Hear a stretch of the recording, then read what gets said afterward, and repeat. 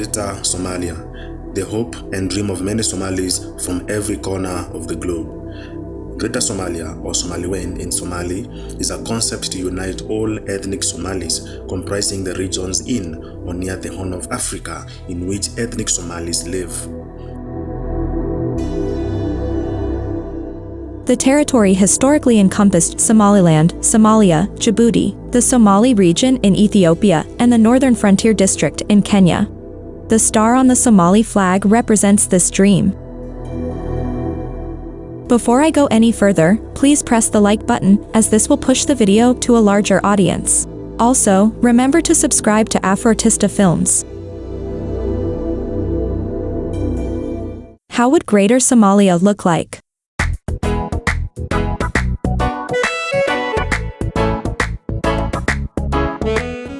A peaceful Greater Somalia would be a force to reckon with.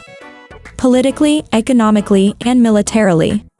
It would be one of the largest countries in Africa and the most ethnically homogenous country in the world. With vast amounts of oil, a booming hospitality industry, a thriving retail and tech sector, an industrious educated population, the longest coastline in Africa among other factors. It would be an African superpower.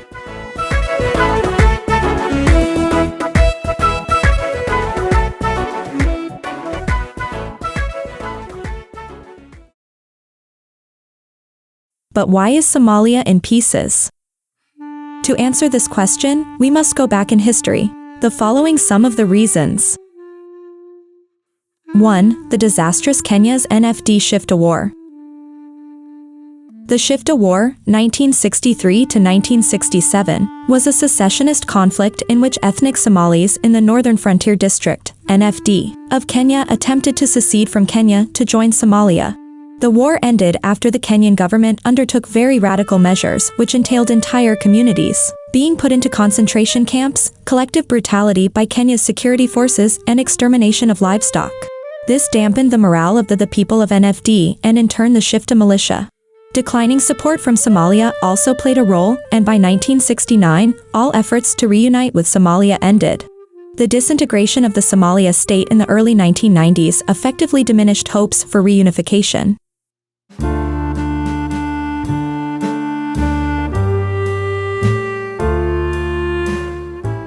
2. The Somaliland problem. During the onset of Somalia's civil war in the early 1990s, the northern portion of Somalia broke away, citing unfair exclusion and unfair treatment by Siad Barre's administration. Somaliland nationalism is still very strong today, and very few Somalilanders would wish for reunification with Somalia. It is a relatively peaceful and economically thriving state in Africa, and a majority of its residents are fiercely protective of their autonomy and sovereignty.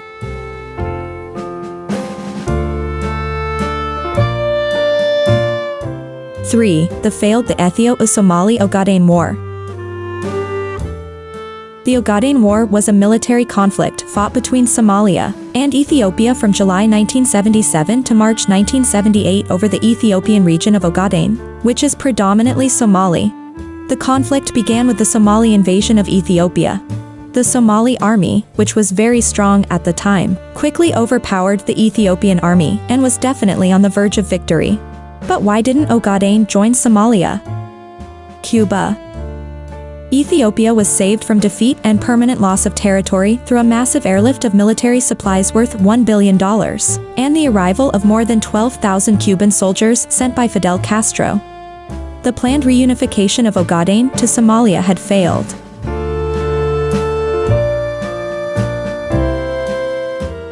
Four. The Ogaden National Liberation Front peace deal with Ethiopia.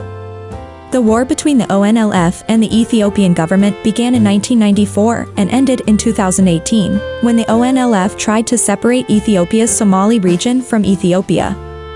Speculatively, this would be the ideal launching pad for eventual reunification with Somalia. In 2018, the Ethiopian government launched a number of reforms, which entailed removing the ONLF from its list of banned movements and offering the rebels more attractive peace deals. The ONLF declared a ceasefire in August and signed an official peace deal in October, promising to disarm and transform into a political party. About 2,000 fighters disarmed in the next few months and were given lessons as well as offers to either switch to civilian jobs or become part of security forces.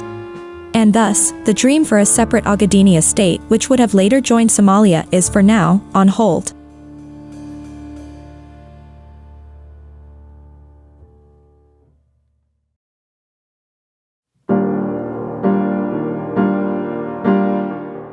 Reason number 5 is the Djibouti's referendum against reunification. In 1958, a referendum was held in Djibouti to decide whether to be an independent country or to remain with France. The referendum turned out in favor of a continued association with France, partly due to a combined yes vote by the sizable Afar ethnic group and the resident Europeans. There were also reports of widespread vote rigging, with the French expelling thousands of Somalis before the referendum reached the polls. Needless to say, if there was a fair referendum, Djibouti would be part of Somalia. Today, Djibouti doesn't harbor any Somaliweyn tendencies due to an unstable Somalia. Furthermore, the country has a large portion of the Afar ethnic group who wouldn't wish to be joined to a large Somali-speaking country where they would be relegated to a very tiny minority. Lastly, there are a number of American and Western military bases in the country, and Western powers wouldn't let go of them due to their strategic importance.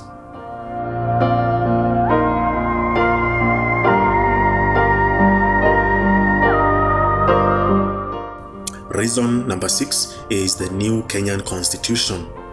At present, there is little, if any, clamor for reunification in Greater Somalia in NFD, mainly because the region has managed to integrate economically and politically with the rest of the country. The new Constitution of Kenya brought devolution, which means greater autonomy for the 3 NFD counties of Garissa, Wajir, and Mandera. The region also receives huge amounts of money yearly to finance their budgets, which means economic setback if the region was to be reunited with Somalia. The ongoing conflict in Somalia doesn't help the situation much, and therefore, not many Somali Kenyans are enthusiastic about Somaliweyn.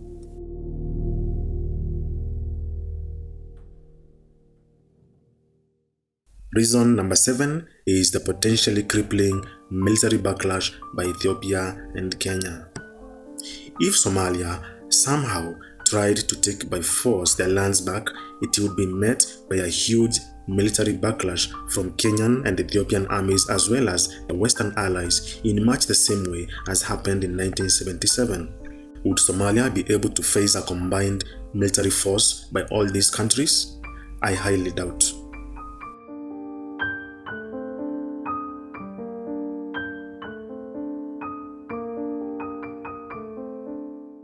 Reason number 8 is Kabulism. The unfair domination of small clans by big clans is another factor that stands in the way of the reunification. Somalia is deeply divided along clan lines, and it would be very complicated to arrive at consensus on how to equitably share power. The only solution would be to eliminate this vice, a feat that for now looks insurmountable.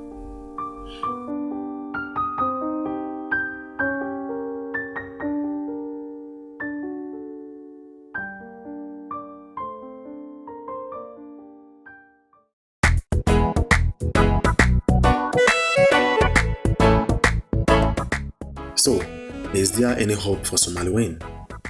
In the near future, no. But in the distant future, when the current geopolitical climate is different, maybe. But it will take an elusive set of conditions for this to happen. Either Kenya or Ethiopia would have to voluntarily give NFD and Ogaden back through a referendum. The Afar in Djibouti would have to dissolve into Eritrea. Also, Somalia itself would first of all have to be stable, economically progressive, and peaceful.